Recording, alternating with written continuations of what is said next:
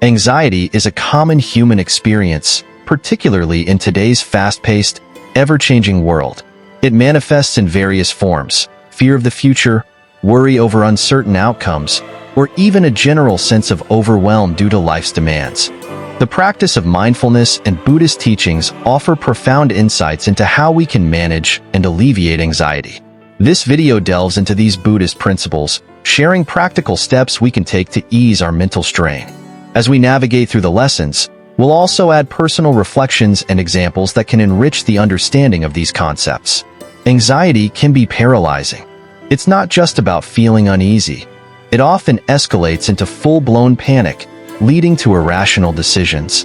Yet, there is hope. By turning to mindfulness, we can regain control and peace. So how do we handle anxiety effectively?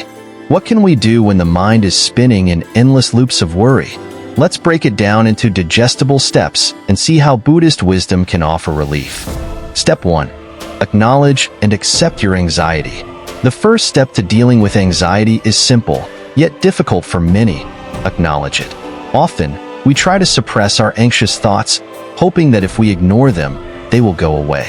Unfortunately, the more we push them aside, the stronger they become. Acceptance is crucial. When we admit that we are anxious, we start the healing process. Imagine this. You're about to give a big presentation at work, and your heart races. The fear of making mistakes grips you, and your mind starts spinning worst-case scenarios. The more you resist these anxious thoughts, the more intense they become. But what if instead, you simply paused and said to yourself, "I am feeling anxious, and it's okay." This simple act of acknowledgement can immediately lessen the power anxiety holds over you. Why acceptance matters. In Buddhist practice, acceptance is foundational to mindfulness. When we accept what we are feeling without judgment, we bring awareness to the present moment. In doing so, we strip anxiety of its capacity to overwhelm us. It's a subtle, but powerful shift in perspective. The mind, once clouded with fear, begins to clear.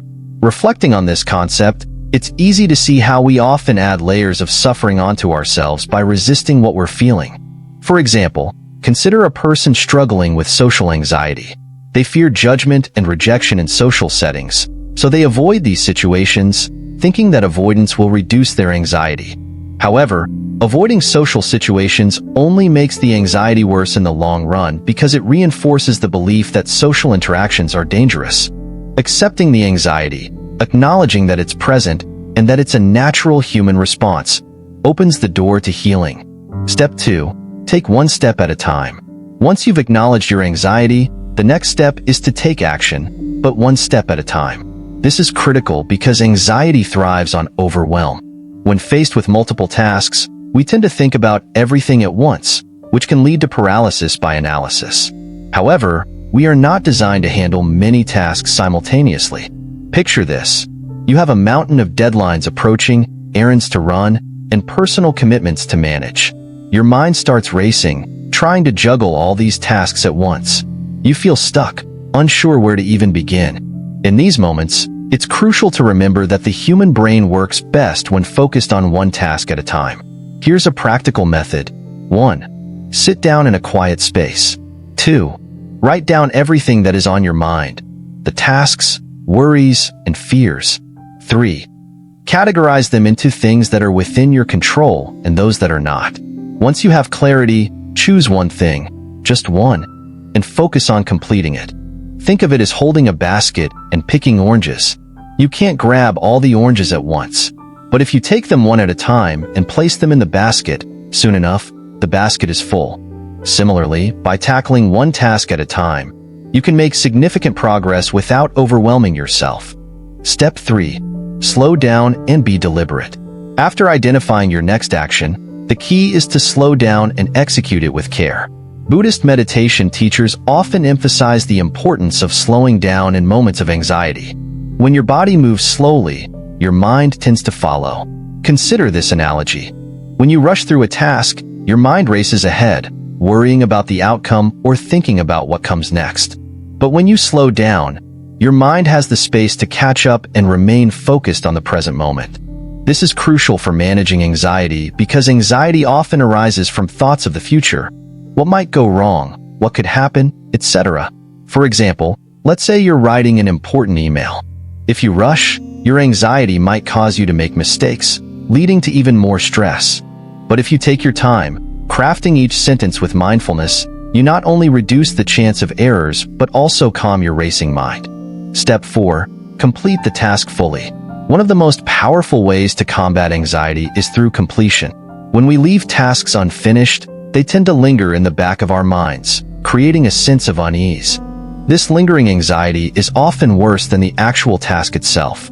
The Buddhist principle of mindfulness teaches us to be fully present in whatever we are doing, and part of that presence involves seeing things through to the end. Let's go back to the earlier example of writing an email. If you only draft it halfway and leave it for later, your mind will keep returning to it, worrying about what still needs to be done. But if you sit down, write the email carefully, and send it, you free yourself from that mental burden.